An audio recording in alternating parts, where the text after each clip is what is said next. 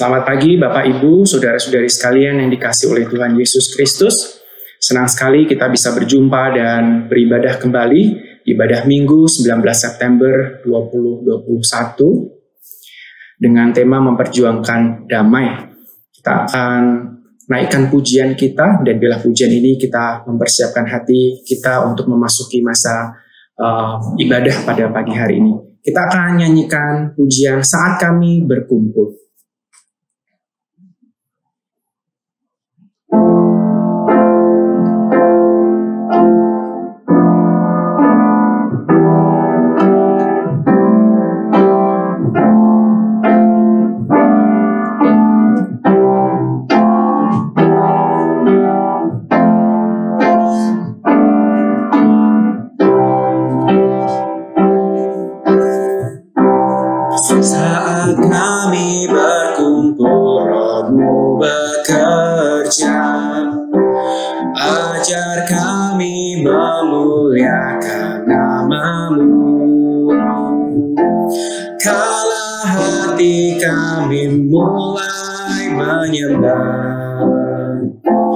Berkat-Mu atas kami Tuhan, berkat-Mu atas kami. Kasih Tuhan tak berkesudahan, tak habis-habisnya rahmat-Nya. Selalu baru tiap pagi, baru tiap pagi. Besar setiamu Tuhan, besar setiamu. As we gather, may your spirit work within us. As we gather, may we glorify your name. Knowing well that our hearts began to worship, we'll be blessed because we come, oh Lord. We'll be blessed because we come. Steadfast love of the Lord never ceases. His mercies never come to an end. They are new every morning, new every morning. Great is thy faithfulness, O Lord. Great is thy faithfulness. Kasih Tuhan, kasih Tuhan tak berkesudahan, tak habis-habisnya rahmat-Nya. Selalu baru tiap pagi, baru tiap pagi. Besar setiamu Tuhan, besar setiamu.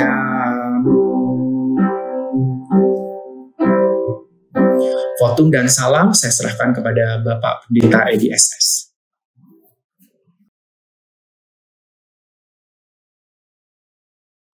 Ibadah di minggu ketiga di bulan September sekaligus minggu ketiga di bulan perdamaian Sinode GKMI. Kita mulai dengan pengakuan bahwa pertolongan kita datangnya daripada Tuhan yang menciptakan langit, bumi, dan segenap isinya, yang di dalam kasih dan kesetiaannya tidak pernah meninggalkan perbuatan buah tangannya. Turunlah atas saudara sekalian anugerah dan sejahtera dari Allah Bapa, Putra, dan Roh Kudus. Amin. Mulia bagi Bapa.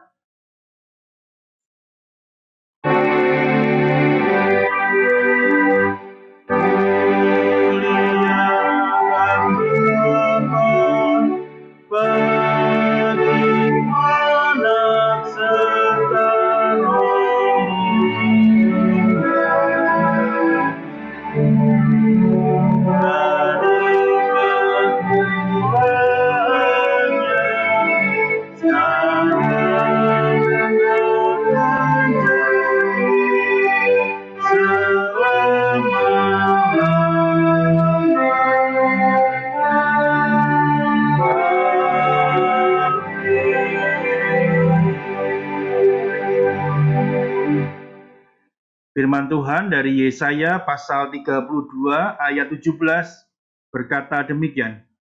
Di mana ada kebenaran, di situ akan tumbuh damai sejahtera. Dan akibat kebenaran ialah ketenangan dan ketentraman untuk selama-lamanya. Amin, amin, amin.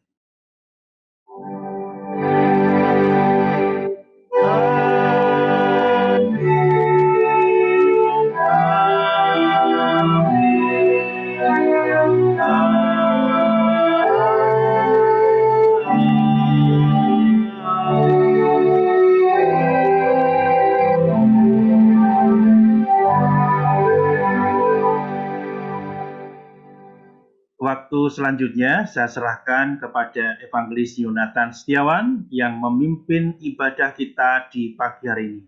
Dipersilakan. Kita akan mendengarkan warta jemaat pada pagi hari ini.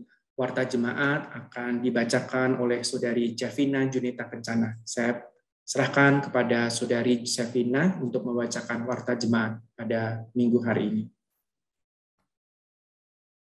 Selamat pagi Bapak Ibu, pada pagi hari ini saya akan bacakan warta jemaat untuk minggu ini. Selamat ulang tahun kepada Saudari Tiffany Nadia Hudiono yang berulang tahun pada hari ini, tanggal 19 September. Tanggal 20 September ada Saudari Sifraulina, 23 September ada Saudari Olivia Benita, dan Ananda Stacy Girsia atau anak Ibu Evi Manurung. Selamat ulang tahun juga kepada Bapak Yohanes Setiawan Dadi, tanggal 24 September, dan Saudara Joni. Dan tanggal 25 September ada Ananda Jos Evander Effendi, anak Bapak dan Ibu Yohanes Effendi. Selamat ulang tahun pernikahan kepada Bapak dan Ibu Handi Cahyono pada tanggal 25 September. Renovasi Ruko Cabang Kalimalang. GKMI Pengharapan Cabang Kalimalang sedang melakukan renovasi dan penggabungan ruko sewa untuk perluasan tempat ibadah. Bagi jemaat yang ingin memberikan dukungan dapat mengirimkan persembahan ke rekening panitia yang tertera di layar. Pelayanan Evangelis Nikolas Evan Setiawan. Pelayanan Evangelis Nikolas sebagai mahasiswa praktik kerja lapangan 1 tahun akan berakhir tanggal 21 September 2021. Sehubungan dengan kebutuhan regenerasi di GKMI Pengharapan, maka atas kesepakatan kedua belah pihak, pelayan Evangelis Nikolas Evan Setiawan akan dilanjutkan dengan status pratenaga orientasi selama 6 bulan. Mohon dukungan doa jemaat untuk pelayanan Evangelis Nikolas. Warta Komisi Anak. Diberitahukan kepada seluruh orang tua bahwa ibadah Komisi Anak hari ini akan diadakan pukul 10 melalui Zoom. Selanjutnya mari kita lihat video warta berikut ini.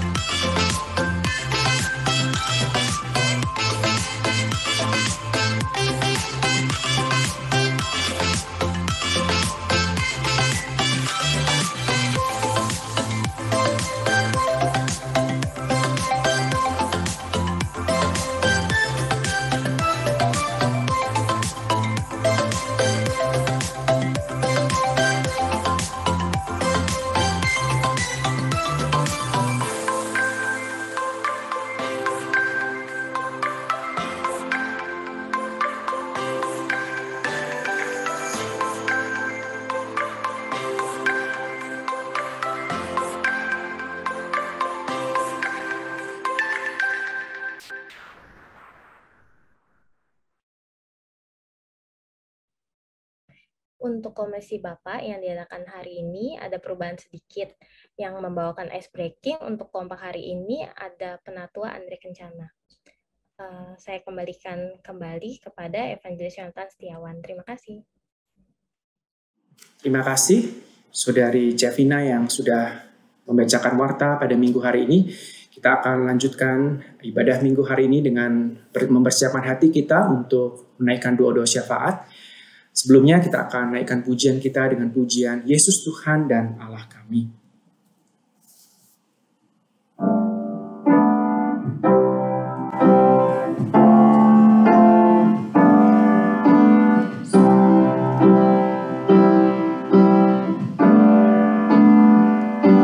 Yesus Tuhan dan Allah kami, Engkau layak menerima pujian, hormat dan kuasa, sebab Kau telah ciptakan segalanya.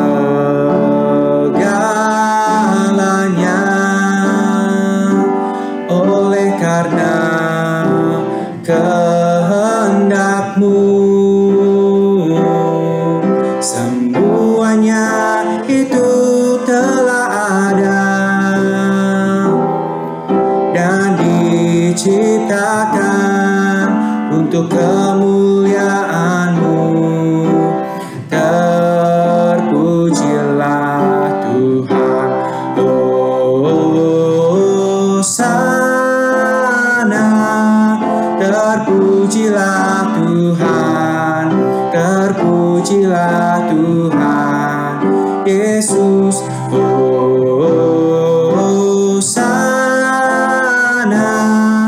Terpujilah Tuhan, terpujilah Tuhan Yesus. Yesus Tuhan dan Allah kami.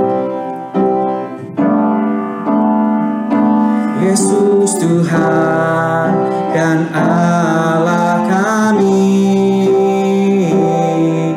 Engkau layak menerima pujian,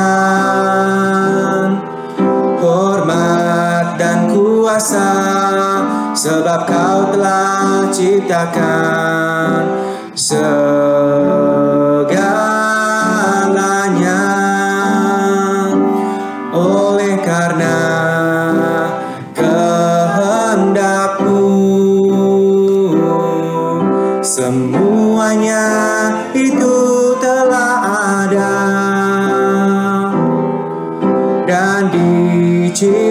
ciptakan untuk kemuliaan-Mu.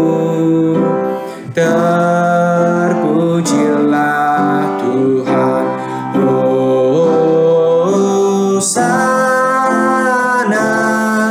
Terpujilah Tuhan, terpujilah Tuhan Yesus. Hosana. Terpujilah Tuhan, terpujilah Tuhan Yesus. Untuk doa syafaat saya serahkan kepada Penatua Eliezer Andre Kencana. Terima kasih Evangelis Yonatan Setiawan. Bapak, Ibu, Saudara sekalian, mari kita sama-sama tundukkan kepala dan naikkan doa syafaat kita. Bapa kami yang di surga, kami bersyukur untuk persembahan-persembahan yang dipersembahkan oleh kami. Semoga persembahan kami dapat menjadi persembahan yang harum bagimu. Kami juga mau menyerahkan jemaat-jemaat yang mengalami kelemahan tubuh atau gangguan kesehatan ke dalam tangan-Mu. Mereka yaitu Ibu Suraji, Ibu Toyah, Ibu Manurung, Ibu Enita, dan Bapak Indarto, agar mereka diberikan kekuatan dan kesembuhan dari-Mu Tuhan.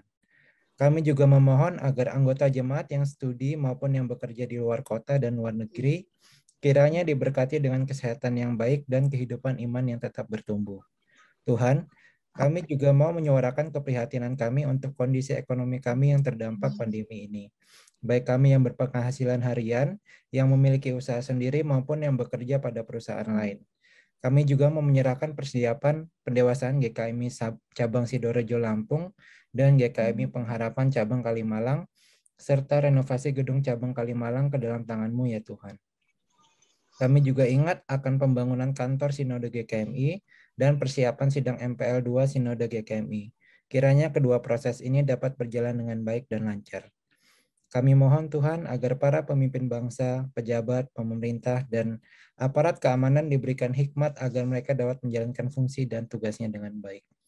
Kami juga mau serahkan kondisi keamanan serta kerukunan hidup seluruh rakyat Indonesia, supaya rakyat Indonesia bersama-sama menjaga NKRI dan menghargai semua keberagaman yang ada di Indonesia, sehingga terjalin perdamaian dalam masyarakat. Kami juga mendoakan bangsa Indonesia dan negara-negara lain yang terdampak virus corona, baik dalam hal kesehatan warganya dan pertumbuhan ekonominya. Kami mau serahkan Tuhan upaya pembangunan dan perbaikan infrastruktur untuk perkembangan dan kemajuan perekonomian bangsa Indonesia agar terus dapat berjalan dengan baik dan lancar. Kami juga mau memanjatkan doa kami untuk proses penerapan PPKM yang sedang diberlakukan saat ini, serta sikap masyarakat Indonesia selama masa pandemi agar dapat mentaati protokol kesehatan yang telah ditetapkan, dan juga upaya pencegahan penyebaran virus corona, pengobatan terhadap pasien yang terpapar virus, ketersediaan obat-obatan, peralatan dan rumah sakit yang menampung pasien, serta kesehatan tenaga medis yang menangani. Bapak, kiranya proses vaksinasi yang sedang dilakukan oleh pemerintah dapat berjalan dengan lancar dan dapat segera diterima oleh semua lapisan masyarakat. Ya Tuhan, kami mau tutup doa syafaat yang kami ucapkan ini dengan melanjutkan doa Bapa kami. Bapa kami yang di sorga, dikuduskanlah nama-Mu, datanglah kerajaan-Mu, jadilah kehendak-Mu di bumi seperti di sorga. Berilah kami pada hari ini makanan kami yang secukupnya, dan ampunilah kami akan kesalahan kami, seperti kami juga mengampuni orang yang bersalah kepada kami. Dan janganlah membawa kami ke dalam pencobaan, tapi lepaskanlah kami daripada yang jahat. Karena Engkaulah yang punya kerajaan dan kuasa dan kemuliaan sampai selama-lamanya. Amin. Demikian doa syafaat kita pada hari ini. Untuk ibadah selanjutnya, saya serahkan kembali kepada Evangelis Yonatan Setiawan. Terima kasih untuk Penatua Andre yang sudah menaikkan doa syafaat pada pagi hari ini. Kita akan siapkan hati kita untuk disegarkan akan kebenaran firman Tuhan pada hari ini. Kita akan menaikkan pujian kita, Aku mengasihi Engkau, Yesus. Biarlah melalui pujian ini, kita akan lebih sungguh-sungguh untuk mengasihi Yesus. Aku mengasihi Engkau, Yesus.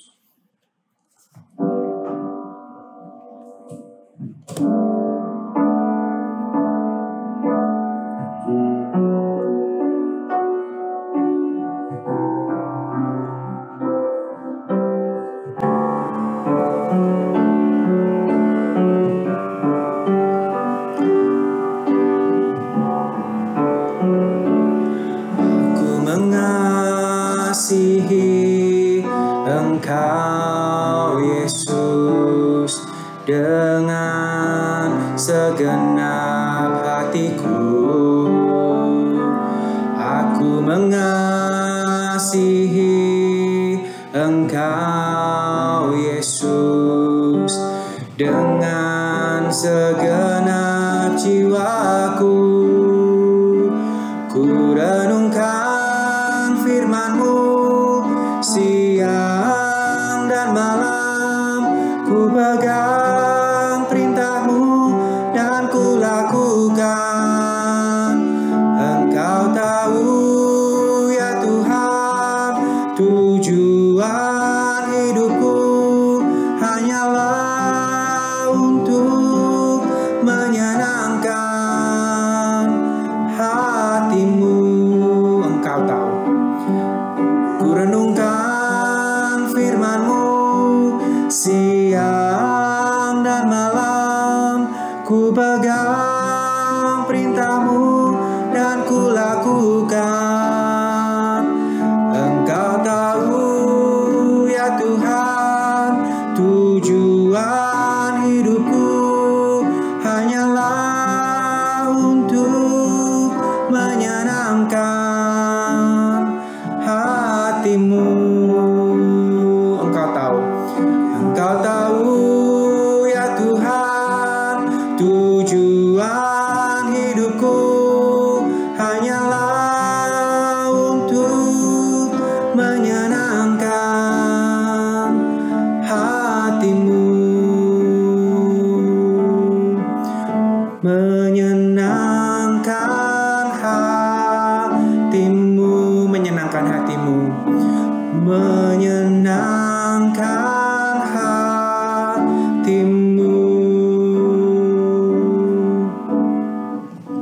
Doa persiapan firman dan pembacaan Alkitab saya serahkan kepada Saudara Octavian Suseno. Selamat pagi Bapak Ibu Saudara yang dikasihi Tuhan.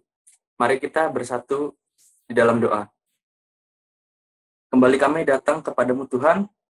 Saatnya kami akan mendengarkan firman Tuhan yang akan disampaikan oleh Pendeta Edi.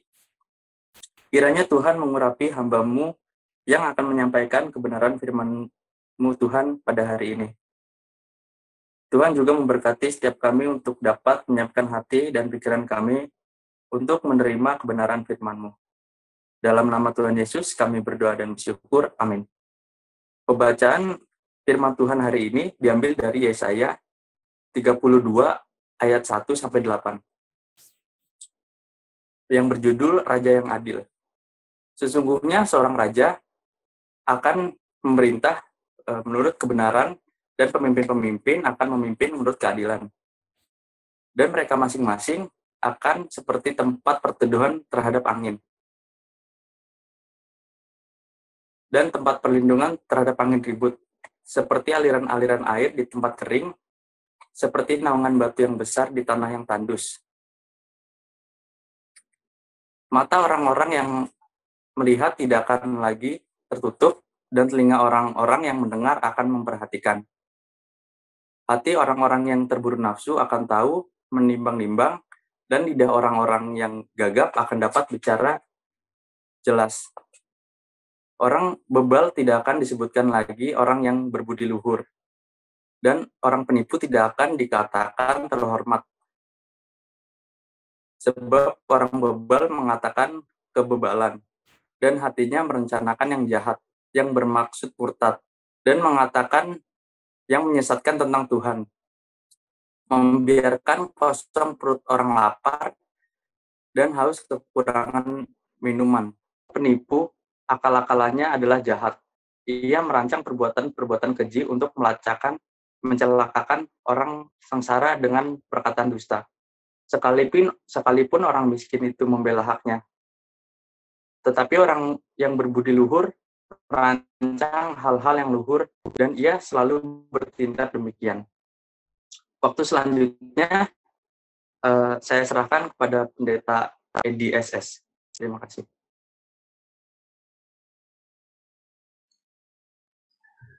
Terima kasih Saudara Octavian yang sudah berdoa dan membacakan firman Tuhan bagi kita semua. Bapak, Ibu, saudara-saudari yang dikasih Tuhan, hari ini kita masuki minggu ketiga di bulan perdamaian, yaitu bulan yang ditentukan oleh Sinode GKMI dan kita sudah sepakati. Maka tema-temanya semua tentang perdamaian.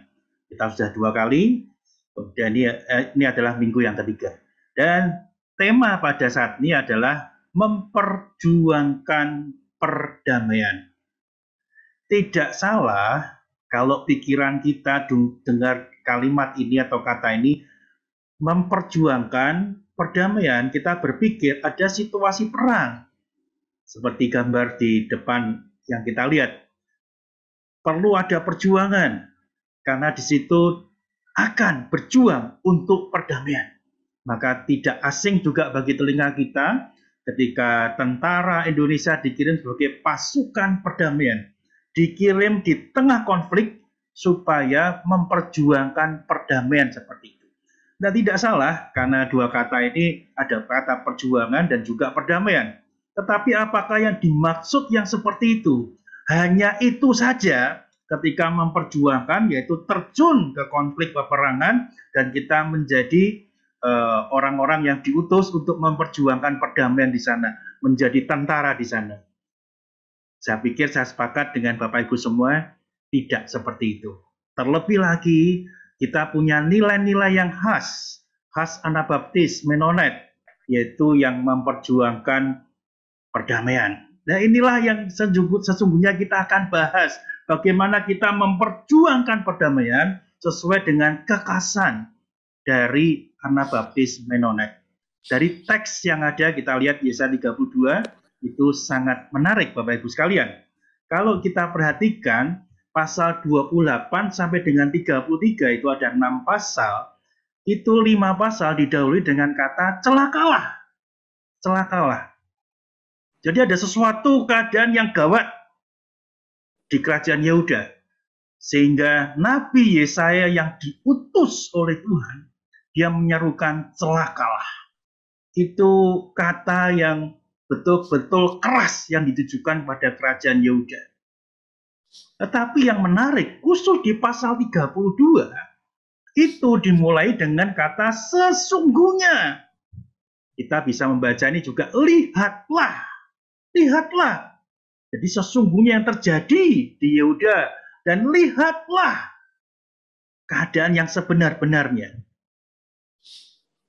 Tafsirannya pasal 32 itu kelanjutan dari pasal 31. Jadi tidak berdiri sendiri, oke. Tetapi andaikan berdiri sendiri tentu satu keanehan juga. Ini 4 pasal celakalah, tetapi kemudian disisipi kata sesungguhnya atau lihatlah, kemudian celakalah lagi. Ya apapun itu, ketika kita membaca pasal 32, kita perlu hati-hati. Artinya inilah kata yang dipakai untuk mengumumkan sesuatu.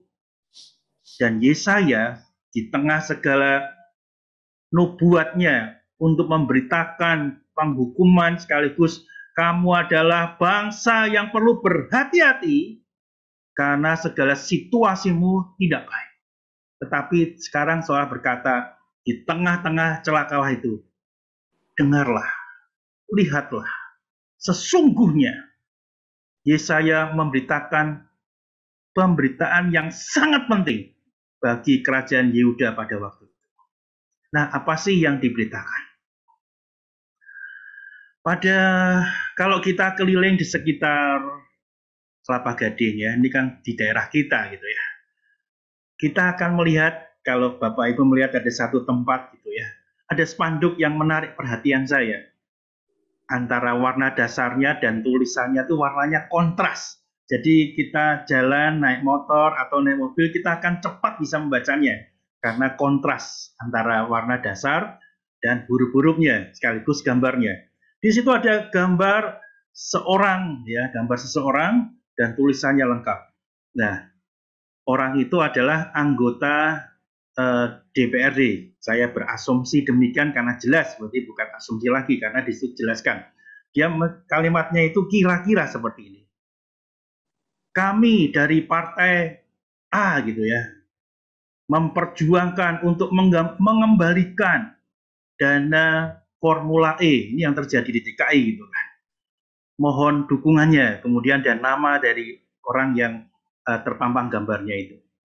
Ya, setidaknya kita mengerti bahwasanya apa yang menjadi keresahan dari partai ini, sehingga orang yang menjadi anggota DPRD itu minta dukungan kita semua supaya dana itu akan dana yang menurut partai itu bisa dikembalikan yang diselewengkan oleh pemerintahan yang ada di DKI ini. Ada satu perjuangan yang ingin dia lakukan dan dia minta dukungan kepada kita. Dan ini mungkin satu gambaran juga di Yesaya 32 ingin mengumumkan sesuatu. Sesungguhnya itu yang terjadi demikian. Lihatlah.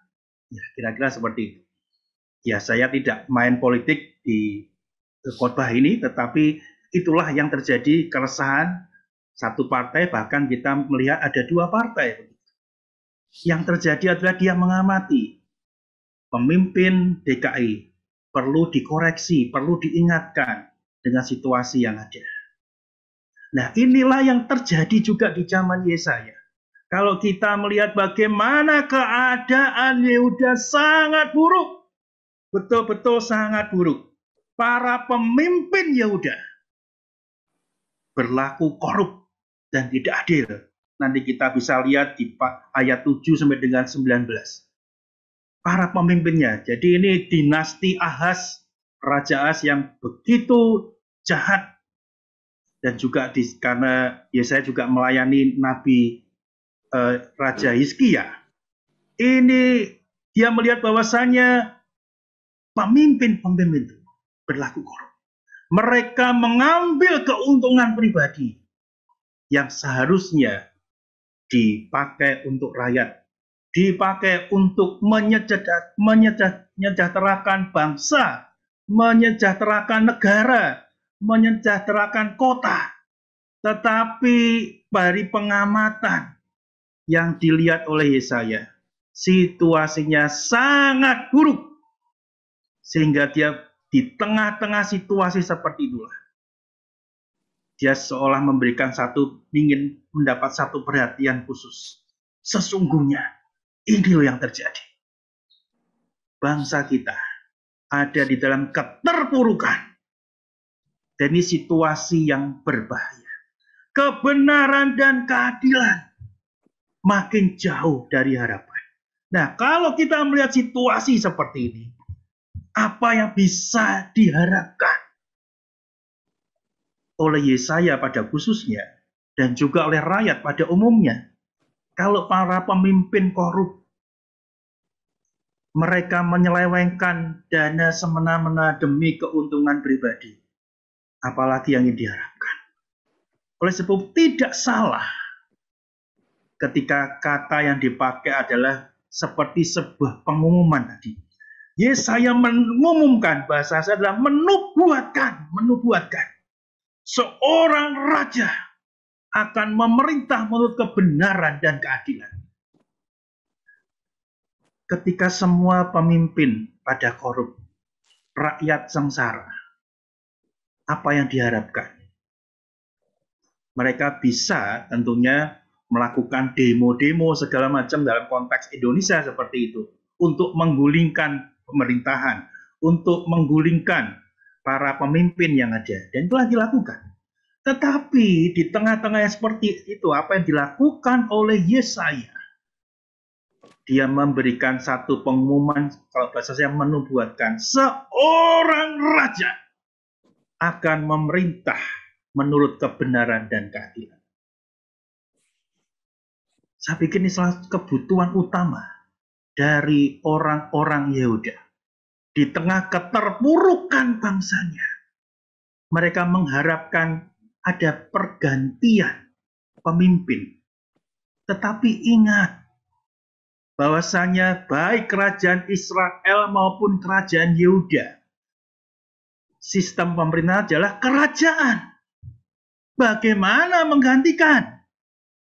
Sementara secara khusus lagi, kerajaan Yehuda, itulah kerajaan dari terahnya Raja Daud. Kalau Israel, kerajaan Israel mereka saling menjegal ada kudeta di sana. Tetapi kerajaan Yehuda itu semua adalah terahnya Daud dari suku Yehuda. Anaknya lahir jadi raja. Raja dia memerintah, anaknya lahir jadi raja lagi. Bagaimana menggulingkan keadaan ini? Nah, kalau kita lihat situasi ini, bagaimana raja yang akan memerintah? Seperti dikatakan Yesaya.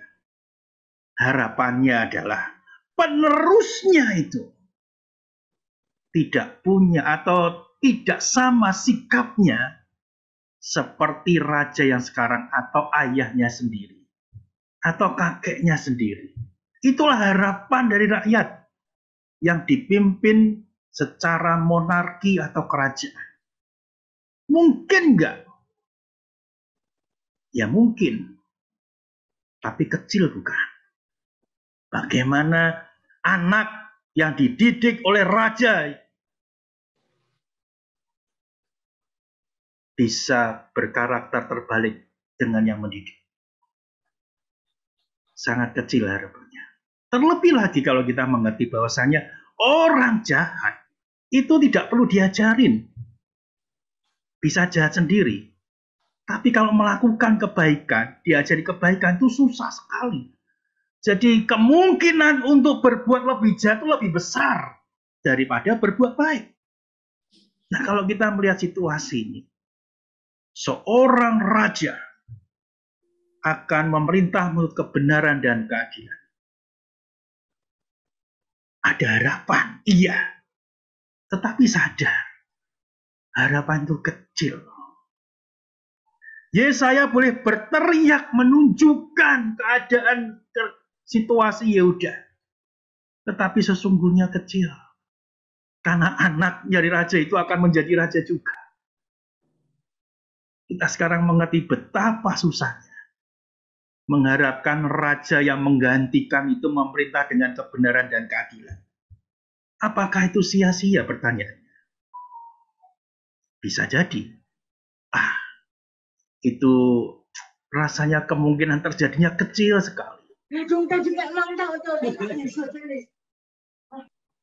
Tapi biarpun kecil, bukan berarti tidak mungkin terjadi. Semuanya mungkin terjadi. Kita mungkin disadarkan bahwasanya situasi politik Indonesia pun dahulu juga korup. Kenapa ada demo-demo yang diteriakan adalah KKN? Ya kan, korupsi salah satu terapkan. Karena rakyat juga muak. Bagaimana pemerintahan Indonesia bisa kembali pulih? Karena melihat bahwasanya Indonesia bukan monarki. Ada satu peluang untuk berdemo, menyuarakan aspirasi demokrasinya kepada bangsa dan negara itu dilakukan Indonesia. Saya pikir bukan hanya Indonesia saja. Perjuangan melawan pemerintahan yang korup terjadi juga di belahan dunia yang lain. Nah, kalau kita melihat seperti ini, artinya adalah dunia kita ini adalah dunia yang korup. Kok bisa seperti ini? Sekali lagi saya mengatakan, berbuat jahat itu lebih mudah. Tidak perlu diajari. Tapi berbuat baik butuh perjuangan. Berbuat jahat, semakin berbuat jahat, semakin bisa menikmati. Kepinginnya lari dari berbuat jahat. Tetapi ada dinikmati. Dengan korup, kita bisa merasakan, orang itu bisa merasakan, wah enak sekali ada harta yang banyak. Bahkan sekarang kita juga menyaksikan, bukan, persidangan yang buat saya memalukan buat Indonesia. Seorang menteri yang dipercaya untuk membagikan berkat, membagikan tunjangan bagi rakyatnya. Dia yang berkuasa mengatur seperti itu. Tapi dia korup sendiri. Itulah mantan menteri sosial kita. Dan kita menyaksikan Apa yang terjadi di Indonesia? Bagaimana kita mengharapkan pemimpin, kita mengerti pemimpin kita baik. Tapi ternyata yang eksekusi di lapangan tidak baik. Di tengah situasi darurat, di tengah situasi yang sangat menyedihkan bagi Indonesia secara khusus, pemerintah memberikan bantuan, tetapi dikorupsi. Dan kemarin persidangan yang menjatuhkan hukuman itu memalukan buat Indonesia. Ini menjadi perhatian dunia. Saya belum membaca di negara-negara lain. Saya belum membaca di negara-negara lain. Nanti kalau ada informasi, silakan saya dikasih informasi. Negara yang mengatasi COVID, bantuan untuk rakyatnya dikorupsi. Saya belum mendengar. Tetapi di Indonesia terjadi. Apakah kita diam saja melihat bagian ini?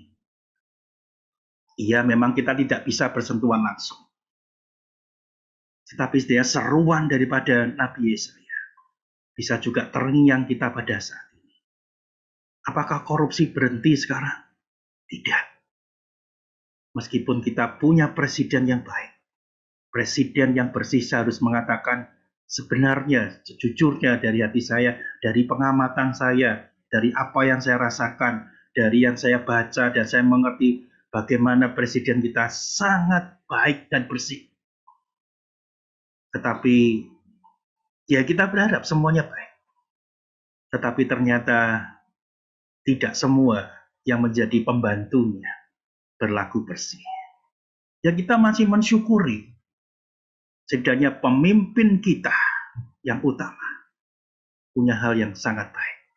Tetapi kita terus juga harus berperan aktif di dalam situasi bangsa dan Indonesia.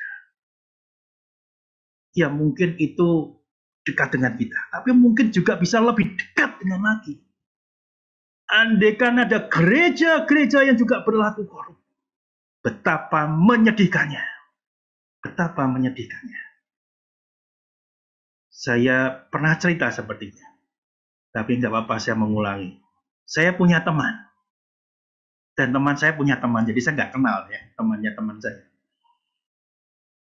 Dia aktif di gereja, dan dia banyak memberikan bantuan buat gereja. Oh gereja kurang ini belikan, gereja ini kurang ini belikan. Dia punya usaha yang besar, bukan usaha yang skala kecil, dia usaha skala nasional yang besar. Produk-produknya ada di seluruh Indonesia. Tetapi pada satu ketika, dengan bisnis yang lain, dia bisa menipu banyak orang, termasuk menipu gereja. Uang-uang yang ada di gereja dikorupsi habis oleh dia. Sikat semua. Betapa menyedihkannya. Ketika terjadi di gereja, itu semakin dekat dengan kita. Nah, Bapak Ibu sekalian dikasih Tuhan ya. Sekali lagi, apa yang terjadi di kerajaan Yehuda, begitu juga dekat juga dengan kita semua. Korupsi dekat, ketidakadilan dekat. Oleh sebab itulah, kalau kita melihat 8 ayat di Yesaya 32, bagaimana sih memerintah dengan adil dan benar? Ini penting untuk kita. Dan kita sedang diajarkan bagaimana ciri-ciri pemerintahan yang adil dan benar supaya kita bisa mengerti. Oh seharusnya kalau pemerintahan adil dan benar itu seperti ini. Dari 8 ayat ini, kita bisa belajar 4 hal dari ciri-ciri itu. Yang pertama adalah menjadi perlindungan bagi orang miskin dan orang sengsara. Ayat 1 dan 2 kita bisa perhatikan bahwasanya ayat itu, ayat 1 dan 2, menunjukkan kepada kita semua bahwasanya pemerintahan yang adil dan benar adalah yang memberikan perlindungan, yang mengayomi orang miskin dan orang sengsara. Semuanya perlu diayomi. Tapi secara khusus, orang miskin dan orang sengsara akibat daripada korupsi yang merajalela, ketidakadilan yang di mana-mana, itu mendapat perlindungan ekstra. Jadi ada ciri yang pertama. Dan kalau kita lanjutkan, yang kedua, membawa perubahan dalam nilai-nilai. Ayat 3 dan 4. Kita bisa perhatikan ayat 3 dan 4, perubahan nilai-nilai. Saya akan sedikit bacakan. Mata orang yang melihat tidak akan lagi tertutup. Telinga orang-orang yang mendengar akan memperhatikan. Hati orang yang terbunuh nafsu akan tahu, menimbang-nimbang. Dan lidah orang yang gagap akan dapat berbicara. Bahwasanya yang terjadi pada waktu kerajaan Yehuda adalah panca indera seperti tidak berfungsi. Tetapi kalau punya pemerintahan adil yang benar, perubahan-perubahan dalam nilai-nilai harus terjadi.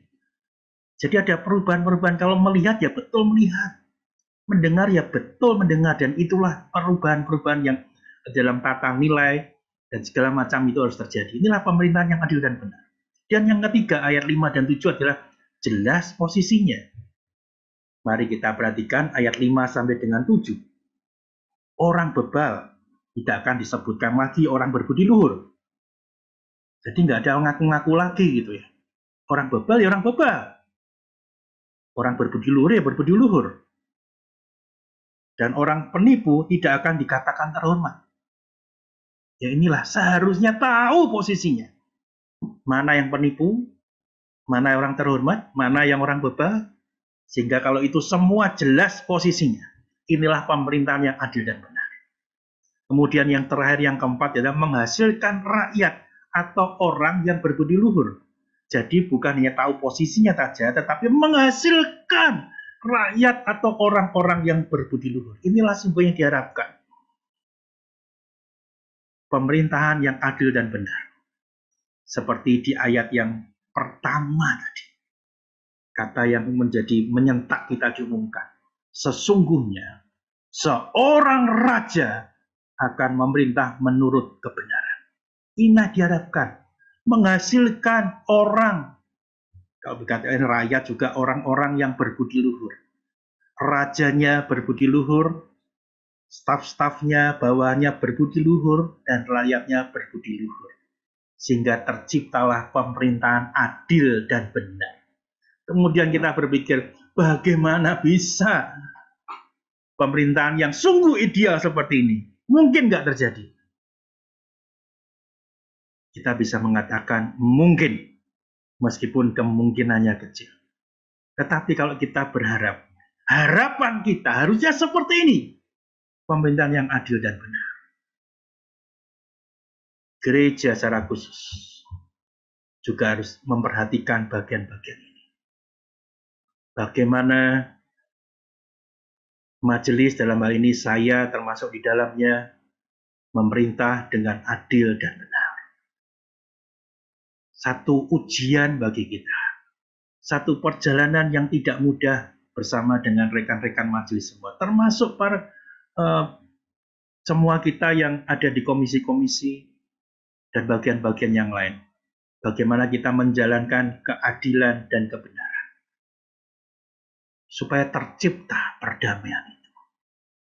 Dan secara khusus bagi kita orang-orang yang berciri khas Anabaptis Menonet, di mana perdamaian menjadi ciri khas kita.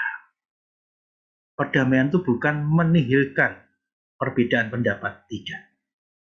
Tapi di dalam perbedaan pendapat, kita bisa menciptakan perdamaian. Itulah seninya. Perdamaian bukan berarti untuk kita melenyapkan ide-ide daripada orang lain. Tidak. Tapi bagaimana kita menampung ide-ide yang lain dan menjadikan kita menyinkronkan, membuat satu tujuan bersama yang baik. Tadi malam kami majelis bersama dengan komisi-komisi baru saja rapat.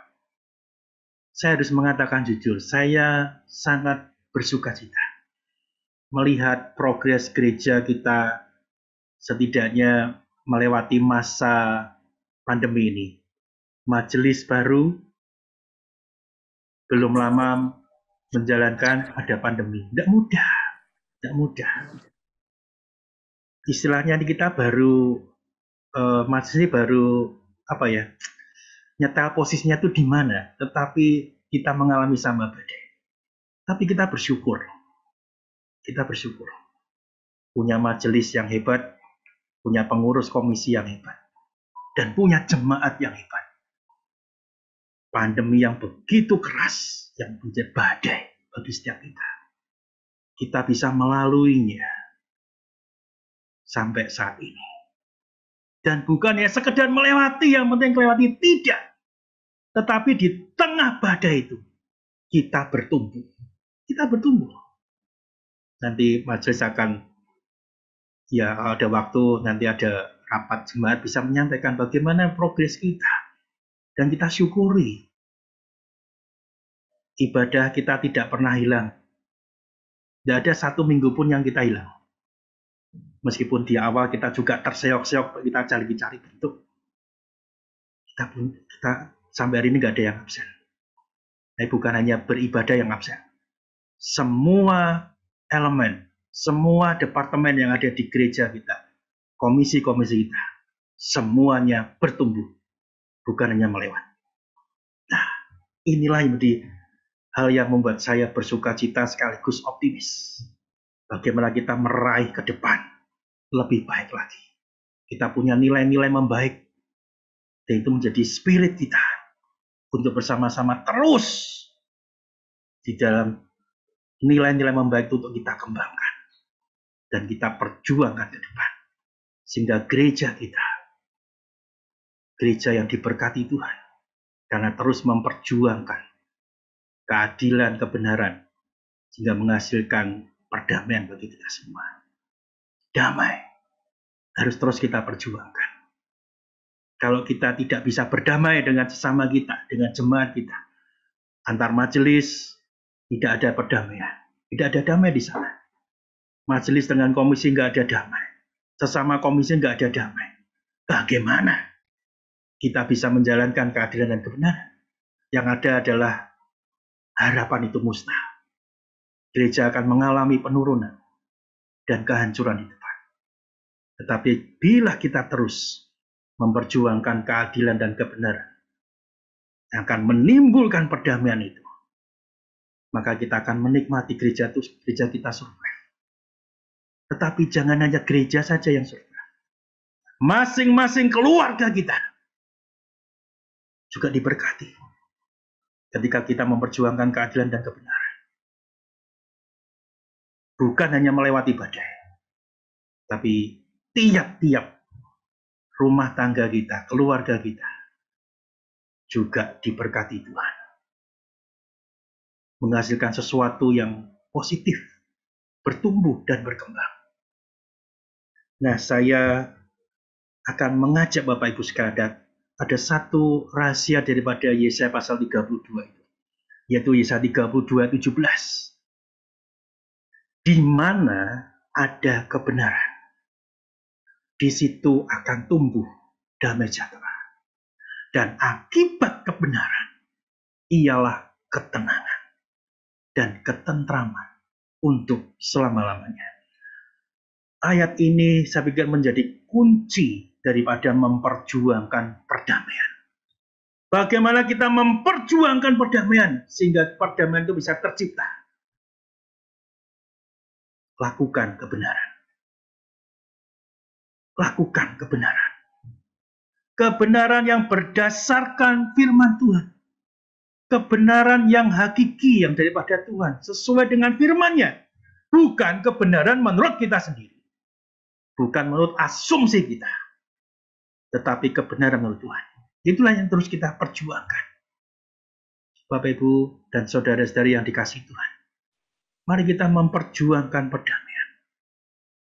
Setiap kebenaran-kebenaran, nilai-nilai kebenaran yang kita yakini.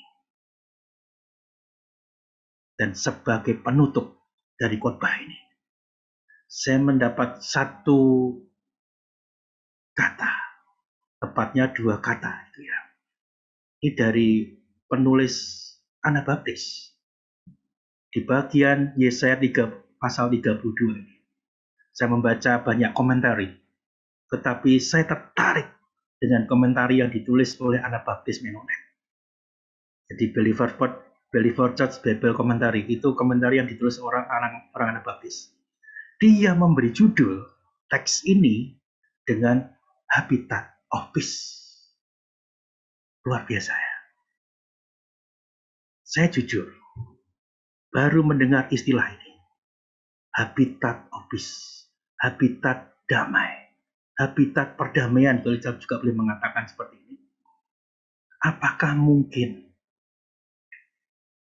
kita bisa mempunyai habitat of peace? Tentu jawaban kita mungkin. Dan saya setuju. Dan saya senang dan menyambut itu. Kalau kita punya habitat of peace ini, habitat damai ini, di dalam setiap diri kita, sesungguhnya kita sedang memperjuangkan perdamaian dengan segala yang ada di dalam diri kita. Ingat, habitat adalah satu komunitas yang menjadi ciri khas, maka disebut dengan habitat. Saya rela dan bersedia menghidupi dan hidup di dalam habitat of peace. Bapak, Ibu, saudara-saudari sekalian, merelakan diri untuk hidup di dalam habitat of peace. Saya pikir ini luar biasa. Dan kita bersama-sama berjuang di dalam habitat of peace ini. Mungkin kita berkata susah. Iya. Tapi susah bukan berarti tidak bisa. Susah butuh perjuangan. Maka kita bersama-sama memperjuangkan perdamaian itu. Mari kita berkomunitas di dalam habitat of peace. Amin. Mari kita berdoa. Bapa di dalam surga, kami bersyukur ya Tuhan. Kami boleh mendengar firman-Mu. Firman-Mu bukannya firman yang menyejukkan, yang menjanjikan, yang menurut pemikiran kami berlimpah di dalam harta, berlimpah di dalam kepemilikan kami. Tapi firman-Mu juga seringkali menegur kami dengan keras, supaya kami berlimpah di dalam hikmat. Pagi hari ini kami diingatkan ya Tuhan, dalam firman-Mu yang sungguh keras itu, supaya kami sebagai orang-orang Anabaptis Mennonite, kami memperjuangkan perdamaian dengan nir kekerasan. Itulah ciri khas kami ya Tuhan. Jika kami melakukan bagian kami, setiap pribadi masing-masing, maka akan terciptalah perjuangan itu yang sesungguhnya di dalam keadaan kami masing-masing. Dan kiranya Engkau juga memberikan pengertian bagi kami semua. Kami boleh bertumbuh dan memiliki habitat of peace itu di dalam kehidupan kami pribadi, berkeluarga, bergereja, dan bermasyarakat. Tuntun kami ya Tuhan, dan pimpin kami, agar habitat of peace itu, habitat damai, habitat perdamaian itu, sungguh-sungguh mendasari segala langkah hidup kami di dalam memperjuangkan perdamaian. Terima kasih ya Tuhan, dengar doa kami dan pimpin kami. Di dalam nama Tuhan Yesus Kristus, Allah kami yang hidup, kami berdoa. Amin. Waktu selanjutnya saya serahkan kepada Evangelis Yonatan Setiawan yang memimpin ibadah kita di pagi hari ini. Terima kasih Pendeta Edi yang sudah menyegarkan dan mengingatkan akan firman Tuhan pada pagi hari ini untuk memperjuangkan damai itu. Karena berbahagialah orang-orang yang memperjuangkan damai, karena akan disebut sebagai anak-anak Allah. Bapak Ibu serta jemaat sekalian, maaf, saya akan membacakan koreksi warta ulang tahun. Warta ulang tahun, happy birthday 24 September 2021 Bapak Yohanes Setiawan Dadi, Saudara Joni, dan tanggal 25 September 2021 Bapak Hindratmo dan Ananda Jos Evander Effendi, anak Bapak dan Ibu Yohanes Effendi. Demikianlah koreksi warta jemaat pada pagi hari ini.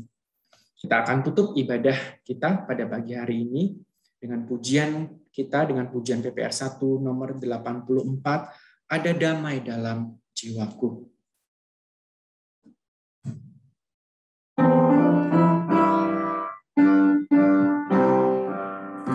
Ada damai dalam jiwaku, aku bersukaria, rasa syukur penuh di kalbu, ku diselamatkannya. Ada damai, pujilah Tuhan, ada damai dalam jiwaku, karena darah Yesus telah menyucikan, jadi damai hatiku. Ku bernyanyi dalam jiwaku, merdu sekali dan girang, karena Yesus memang Rajaku, penuh kasih sayang. Ada damai, pujilah Tuhan, ada damai dalam jiwaku, karena darah Yesus telah menyucikan, jadi damai hatiku. Berkat memenuhi jiwaku, ku mengharap beriman, oleh Roh dipimpin hidupku sepanjang perjalanan. Ada damai, pujilah Tuhan, ada damai dalam jiwaku, karena darah Yesus telah menyucikan, jadi damai hatiku. Untuk komitmen kemuritan, pengakuan iman rasuli, dan doa berkat, saya serahkan kepada Pendeta Edi SS. Saya persilahkan.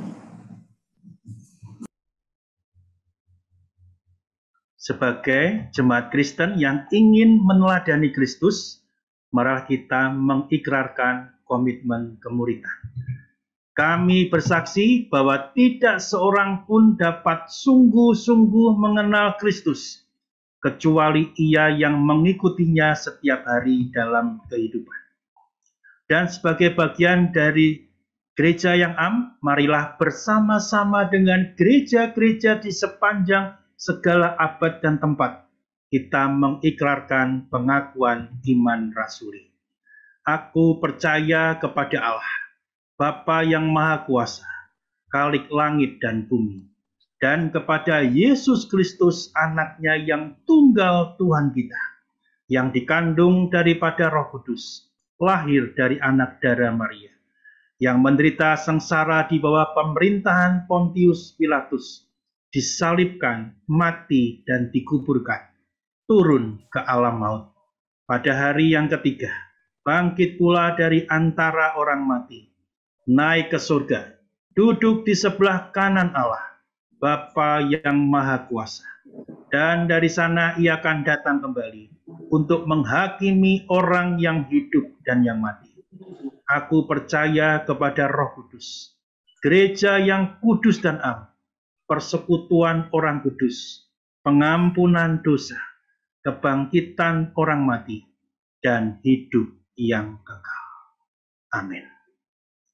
Jemaat yang dikasihi dan mengasihi Tuhan, arahkanlah hatimu pada Tuhan dan terimalah berkat yang datangnya daripada Tuhan.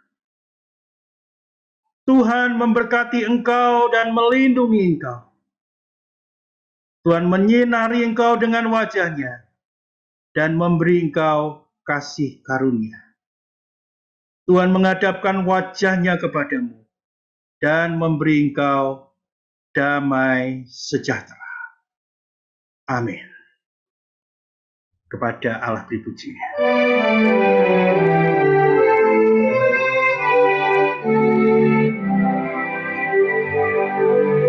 Kepada Allah dipuji, semua makhluk di bumi, padanya kuberi pujian. Bapa, Anak, dan Roh Suci.